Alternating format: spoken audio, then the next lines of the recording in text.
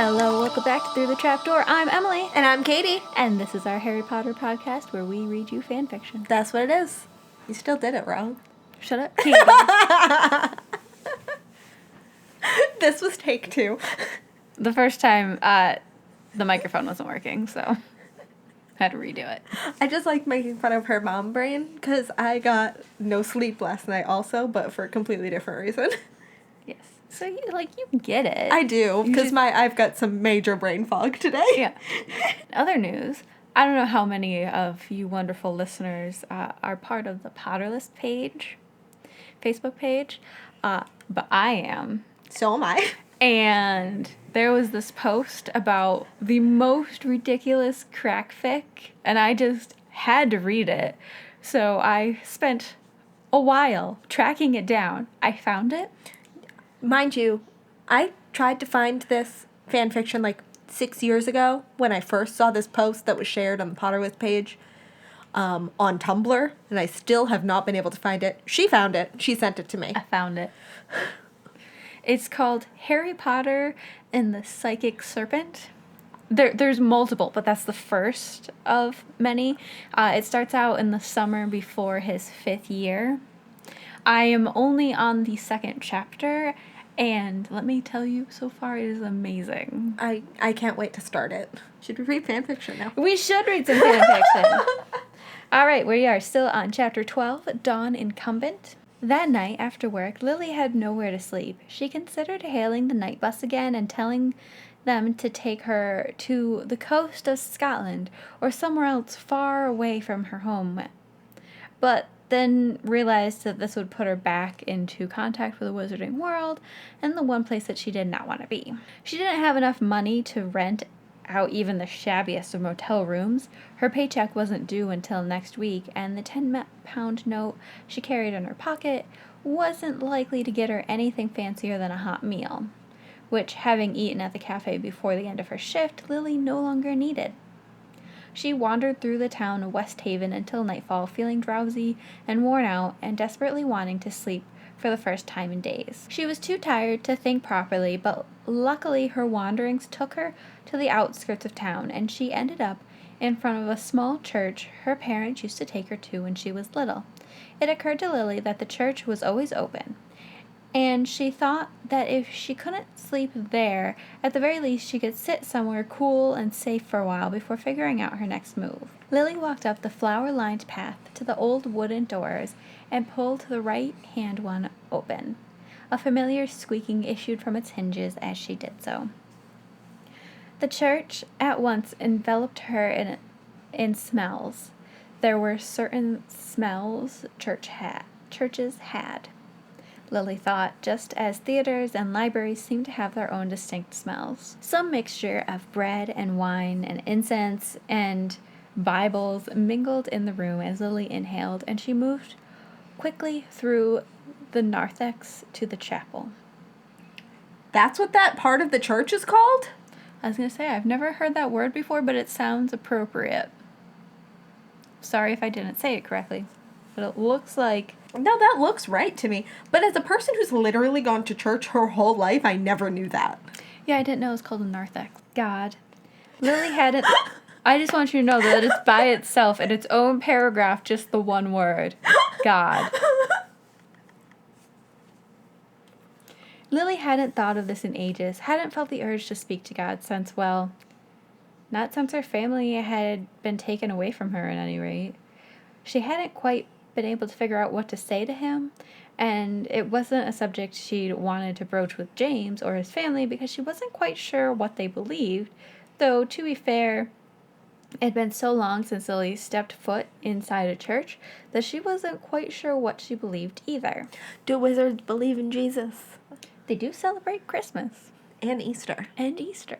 But the dim lights in the chapel were soothing, and the room was empty, but somehow cozy, and after a long, restful moment of meditation on life, the universe, and everything, Lily felt exhausted. Ignoring the discomfort of the hard wooden back, Lily stretched out on the long, cushioned pew and for the first time in days, soundly slept. Melody lay in bed until noon, reliving last night's events in her mind. Paolo, as promised, had taken her to his home, as he lived in a small apartment with his mother and 3 siblings. As they entered the home, Melody could smell all kinds of spices and the aroma of freshly baked bread. Well, that's a lovely smell to walk into. Yes, it is. Paolo's siblings had attacked him the second he walked in the door. He had 2 younger brothers, Gianni and Antony, and a younger sister named Isabella. Antony was 15 and clearly thought himself every bit a grown-up as his 18-year-old brother. Sounds about right for a 15-year-old. Although he was very much more serious than Paolo. Gianni was 12 and very impish. He had a devilish grin that reminded Melody very much of James and Sirius when they were plotting to do something evil to Snape. Isabella was 10 and clearly adored Paolo to pieces. Dinner was delicious and loud and full of talk. There were rolls and pasta and huge delicious meatballs and soup that Melody didn't recognize but was absolutely wonderful. They talked of Melody and her uncle and her wizarding school in Britain, and then of Antony and Gianni's wizarding school, where they did not stay overnight but rather just went during the day, except for Thursdays when they had astronomy at midnight, although of course for now they were on summer holidays. Paolo had just graduated, and Isabella was going to start in the fall. After dinner, the entire family cleaned up, and Melody absolutely insisted on helping this time.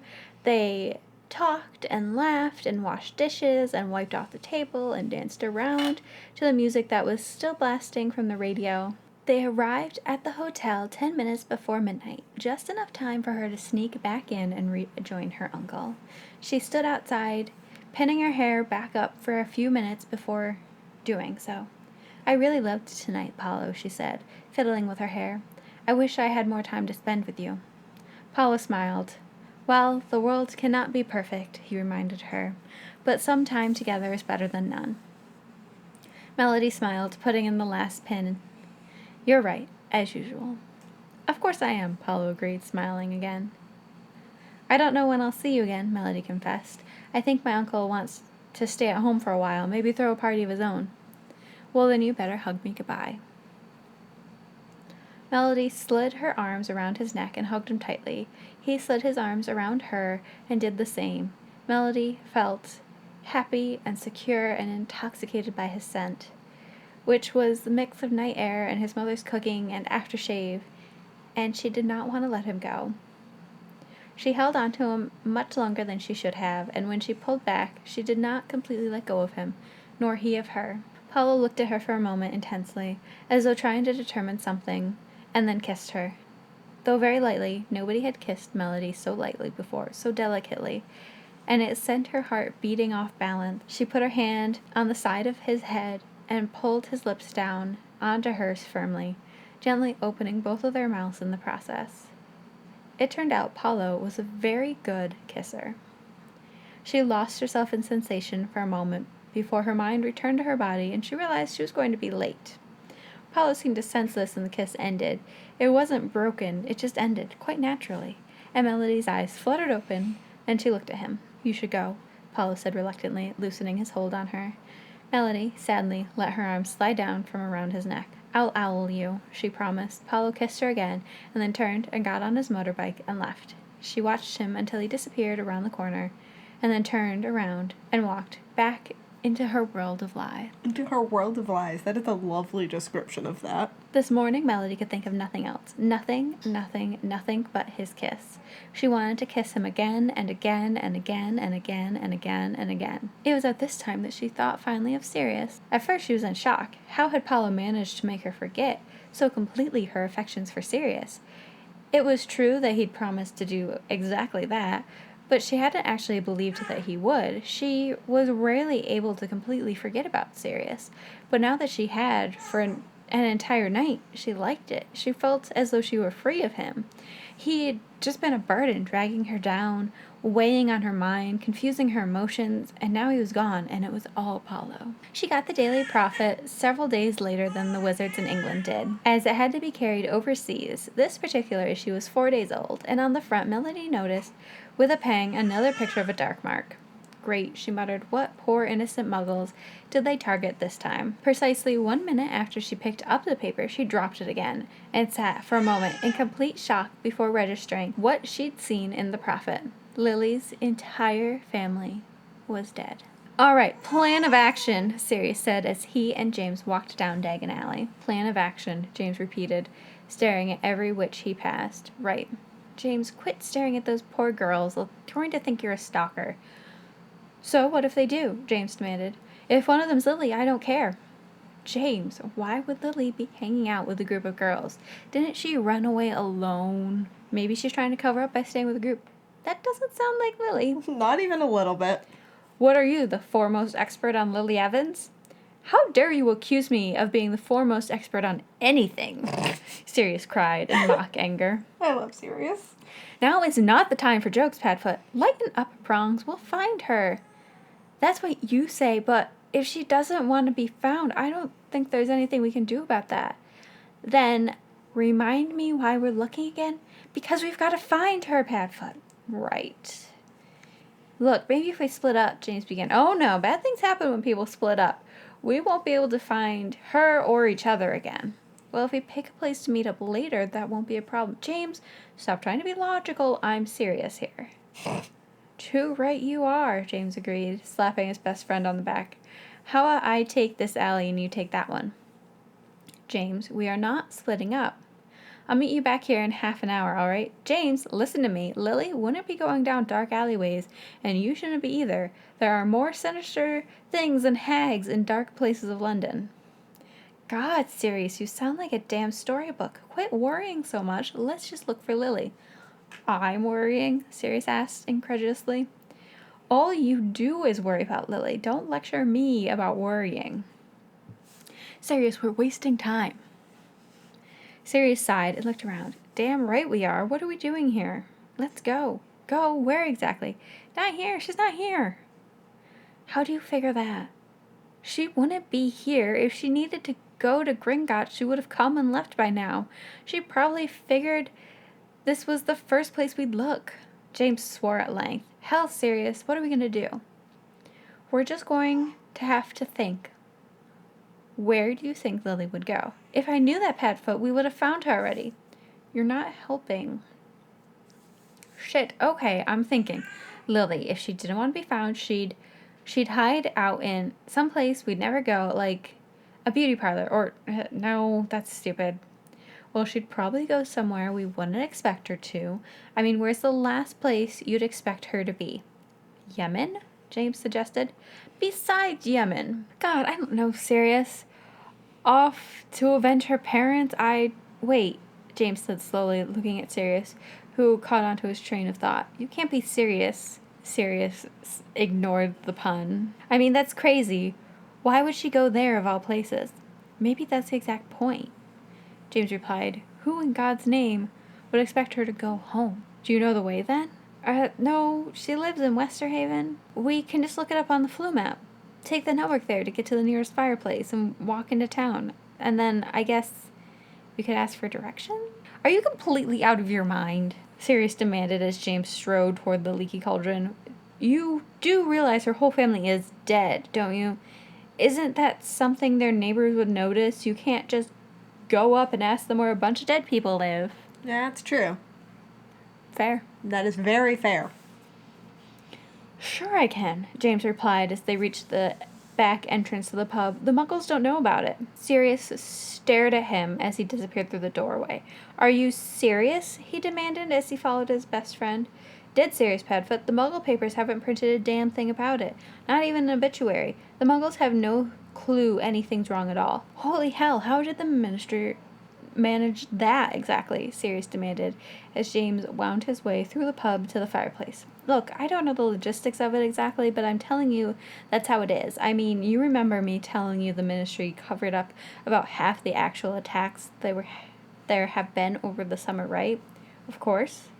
Well, this is just one of those things they've been able to cover up. Well, from the Muggles at least. It's all over the wizarding papers. Jesus. Let's just go, James said, grabbing a handful of flu powder from the jar above the fireplace. Look in the directory, would you? Right, Sirius said. Found Westhaven. Fidelis Wand Shop. he said, just outside of town.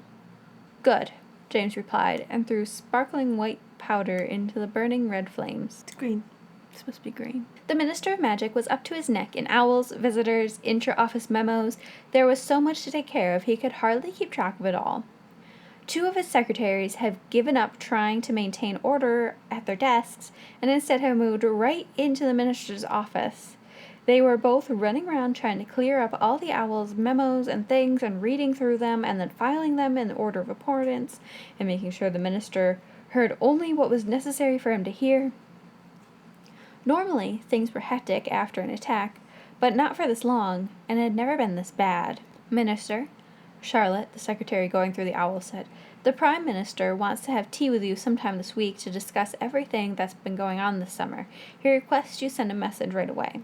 The minister, who had been attempting to write a quick owl to his wife to let her know that he wouldn't be home for dinner, again, dropped his quill and massaged his forehead.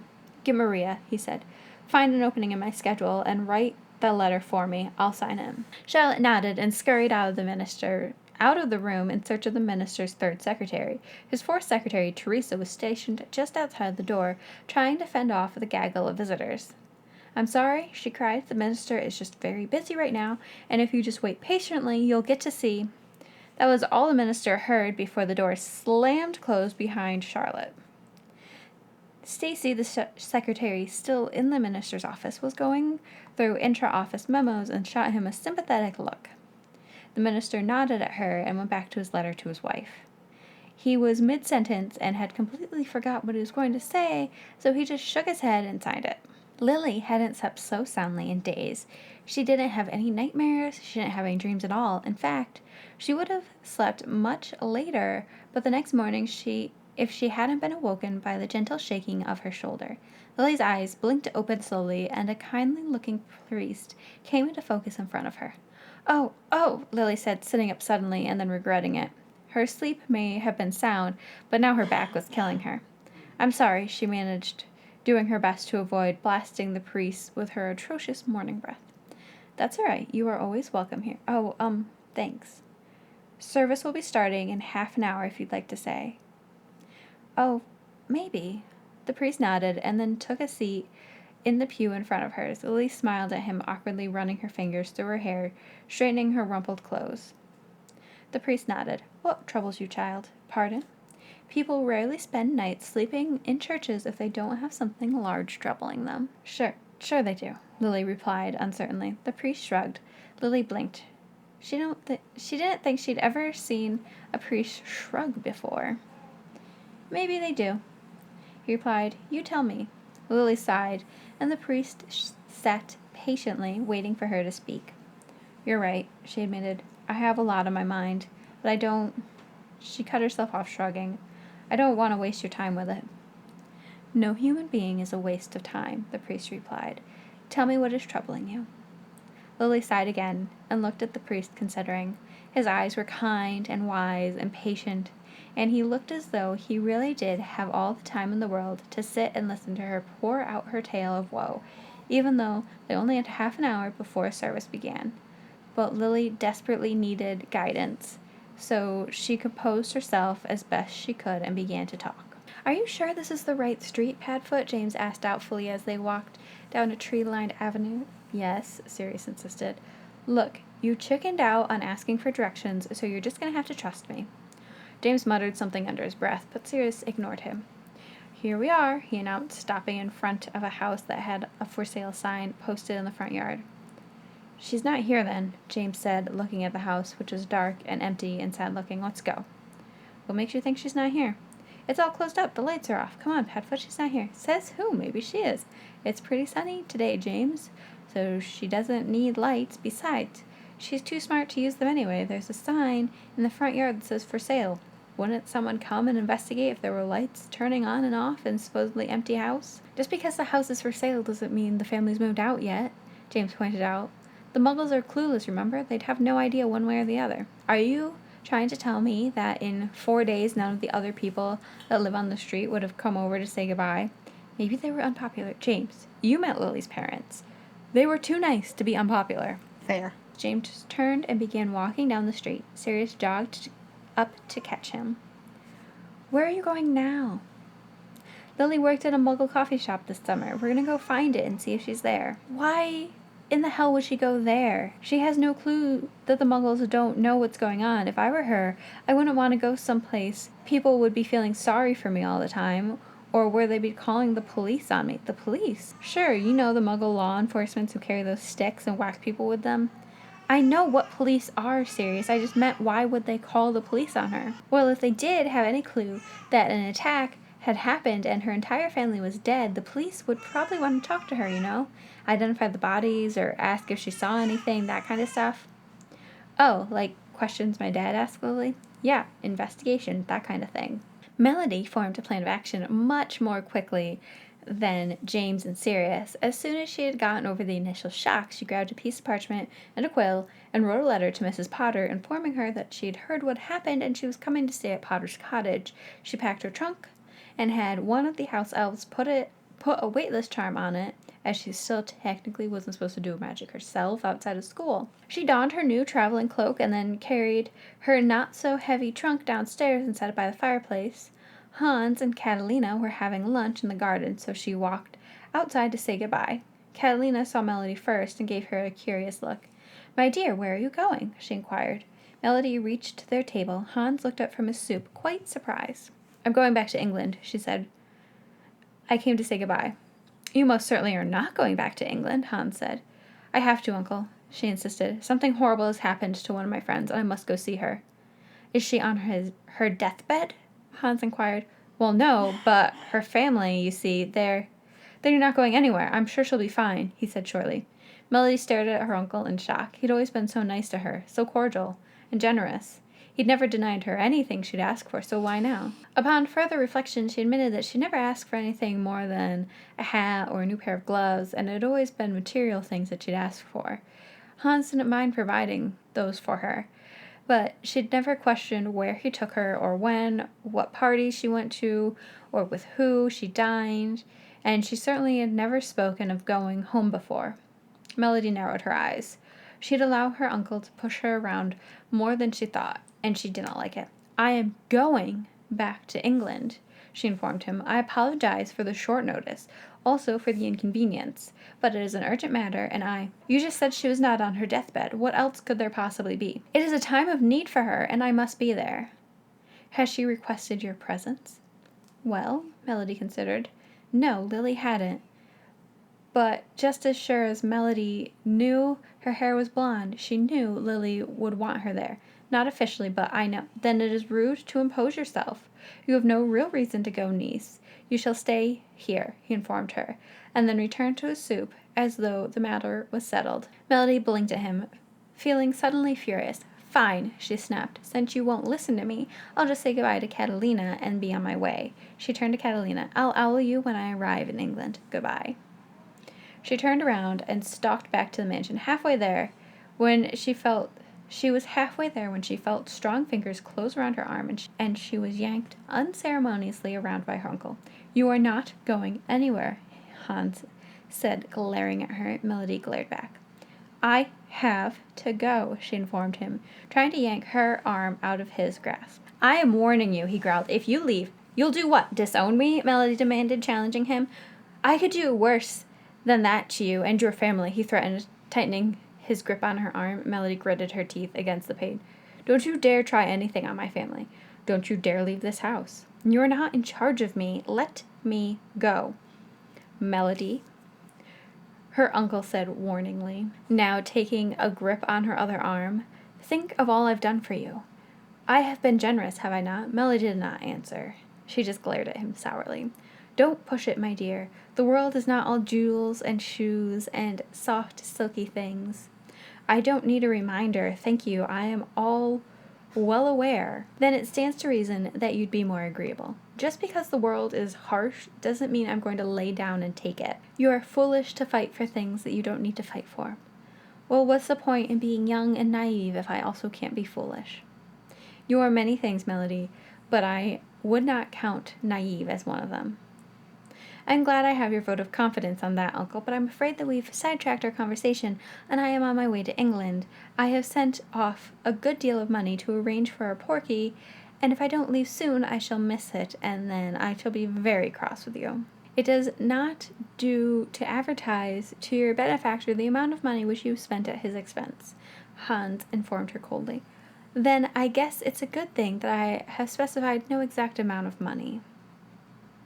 Melody, her uncle began again, with a tone of finality, you are not going anywhere, and if I cannot convince you with that of words, I shall have to keep you here by force. Melody shrieked as he yanked on her arm and dragged her into the house. She expected Catalina to come running up and yell at Hans to let her go, but she didn't. Nobody did anything. Melody yelled and tugged and fought and howled, but in the end, her uncle was larger and stronger, and he threw her in her bedroom unceremoniously and locked the door.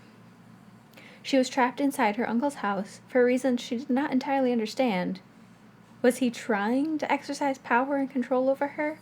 Surely he'd already assured himself that he had. Hadn't she done everything he'd ever asked her to? Besides, sneaking out with Paolo this summer, she'd never disobeyed him. And besides, had he even known about Paolo? And if he did, he certainly didn't act like he cared. It was almost too much for her to take. James and Sirius arrived at a small, innocent-looking coffee shop in the middle of Walnut Street. Let's just go in, James suggested, and Sirius followed him inside. Inside was neat and orderly, with an odd lounge meets diner sort of feel. On one side of the shop were chairs and tables and a bar with stools for people to sit on, and the other side of the room was an empty stage with a bunch of couches and chairs next to it. There weren't very many customers. 2 sat at the bar, several seats apart. 3 were at tables occupied by groups of 2 or 3. Nobody sat on the couch and chair area. A petite blonde girl came out from behind the counter carrying a tray with 2 steaming beverages on it, in addition to several appetizing pastries. Behind the counter, a tall, muscular blonde boy was banging on the coffee machine and cursing at it under his breath. As the girl came back behind the counter, she rolled her eyes and pushed him aside and fiddled with the knobs and gently tapped it before giving it another solid whack, and then the machine churned into motion. Sirius nudged James, who had been standing watching it all with a blank expression on his face, and in a motion similar to that of the coffee machine, James jolted into motion. He walked up to the counter where the blonde girl greeted him perkily. Hi, how can I help you? She chirped. James said, staring blankly at the menu posted on the wall. Did he want an iced macchiato or a latte? I think you want to know if Lily's there. Sirius stepped on his foot, and James jerked again. He began, with the girl still looking at him expectantly, and then Sirius let out a great impatient sigh and shoved his friend aside. And he said to the girl, we're looking for Lily Evans. Lily Evans? The girl repeated, and Sirius nodded. I'm sorry, she's not working today. James looked rather deflated, but Sirius pressed on. Is she working at all this week? The girl said, thinking. I think she worked yesterday, but I don't know about the rest of the week. The schedules haven't been posted yet. She did work yesterday, confirmed the man with the tray of pastries. Are you friends of hers? He directed at Sirius and James. James began, but Sirius saved him the trouble. Yes. We'll just come back another day, then. All right, then, the man agreed. I'll let her know you were here. What are your names? Sirius stepped on James's foot before he could say again, and he said, I'm Sirius, and this is James. The man nodded. All right, boys, you have a nice day. Thanks, mate, Sirius said, and turning James around, just as the muscular blonde boy came out of the kitchens and nearly ran into the man now holding an empty silver tray. Ethan, watch where you're going, the man hissed before disappearing through the swinging doors. James stopped abruptly, and Sirius stumbled a bit. What in the blazes? Sirius began, but his best friend turned around. Maybe I want a coffee after all, he decided. Do you even like coffee? Right. Look, do you see that bloke? James hissed in Sirius's ear, jabbing his finger at the direction of the tall, blonde Ethan. Sure, kind of hard to miss, don't you think? Yes, well, James said, skimming over that. Earlier this summer, he had this little thing for Lily, so, James nearly exploded and then remembered to keep his voice down. So, he demanded, again much softer. So, he made a move on her, Padfoot. Sirius just looked at him. James, are you completely daft? Of course not. I'm going to go pound that guy. Okay. No, you're not, James. He declared, making a motion to do so, but Sirius restrained him. You are an idiot. Thank you, Sirius. Sirius hissed, dragging his best friend out of the coffee shop rather unceremoniously. James looked at him, half confused and half sulking, and decided not to speak. James, Sirius said flatly, if you haven't realized by now how cockeyed Lily is over you, then you really are too much of a git to deserve to live. And then I just needed somewhere to sleep, so I came here, Lily finished, sniffling, wiping away a few stray tears from her cheeks. The priest nodded. It's a hard test the Lord is putting you through. Lily could do nothing but nod in agreement. These are hard times we've come upon, he whispered. And Lily looked at him oddly. Surely he couldn't mean. He couldn't know about... He couldn't be a wizard, could he? He looked at her and then nodded. You know of what I speak, he said softly, registering Lily's astonishment. I am not part of your world, my dear, but I know of those who are. 2 nieces of mine. They go to school in France. Beaubaton, she whispered. The priest nodded. She was floored. She hadn't known anyone outside of her immediate family of Muggle-borns that were aware of the magical world. Her cousins certainly didn't even know she was a witch.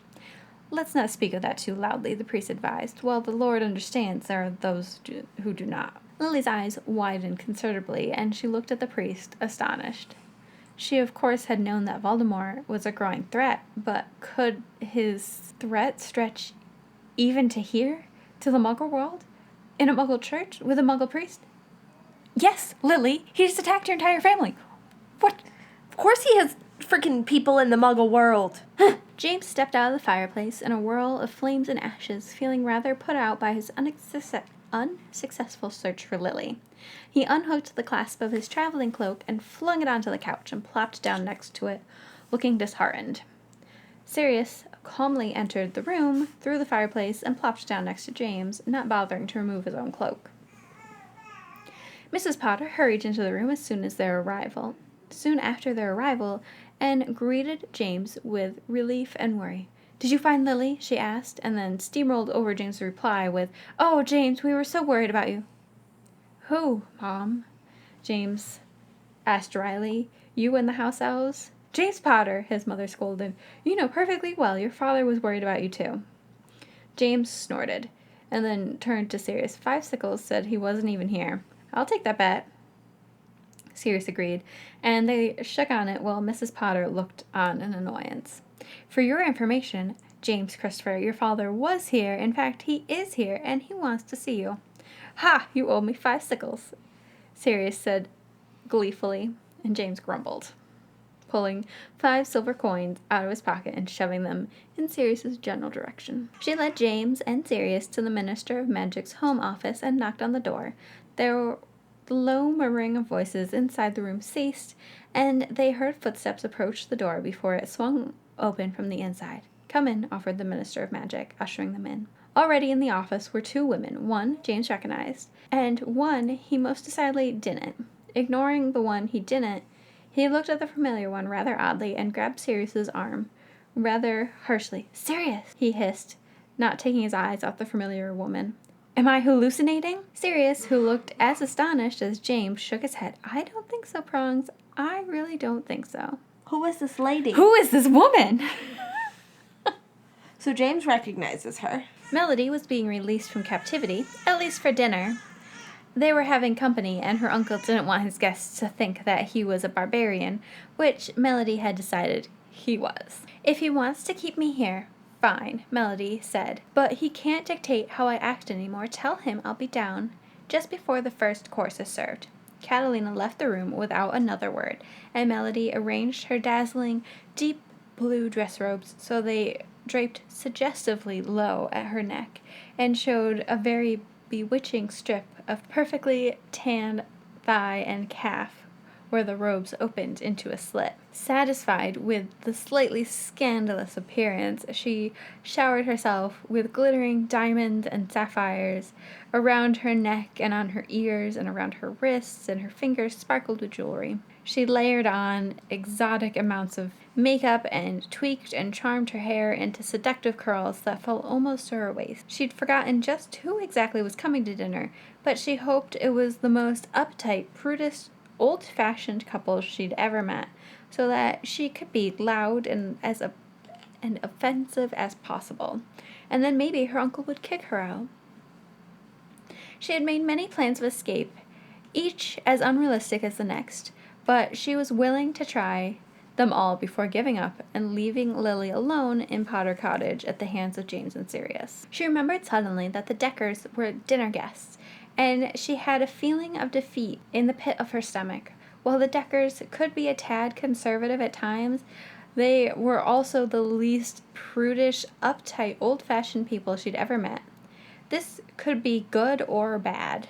On one hand, they could just take Melody's odd appearance in stride and go along with it as if nothing was unusual, but on the other hand, they might ask why she was dressed this way, and she was perfectly prepared to blurt out the truth in hopes that she'd be able to get out of here. Luckily for Melody, however, their daughter was with them, and Eve Decker was no fool.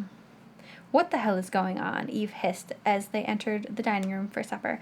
"I need to get out of here," Melody hissed as they separated themselves on one side of the table. "Is that dress just an obvious call for help, or do you have an appointment somewhere?" Eve asked, setting the napkin on her lap. "Take your pick," Melody replied, doing the same. "Just help me figure out how to leave." After dessert, she promised, and they proceeded on with the meal. Dinner proved to be a long, tiring affair. Eve ate quickly and thought slowly. Her body could not seem to coordinate itself. She wondered what could be the matter with Melody before wondering how exactly she was going to execute the promised yet non-existent escape plan. She was never very good at escaping. Of course, she'd never really tried, so maybe that didn't mean anything. After dessert, they retired to a sitting room to talk. Eve still did not have a plan of action. Eve's father and Melody's uncle both took brandies, but the women declined. Eve and Melody were not offered anything, though Eve almost wished she had. She didn't really like alcohol, but she tended to think better if she had something to get her going. She caught Melody shooting her desperate glances from across the room, and her mind suddenly jumped into gear. A plan erupted in her mind just as the words, "Can Melody give me a tour of the house?" erupted from her mouth. "It's so lovely, and I do wish to see more of it," she added for emphasis. Melody's uncle looked at her pleasantly, considering, but her mother looked at her for a moment as though she had sprouted horns. Eve had never bothered to be very polite before.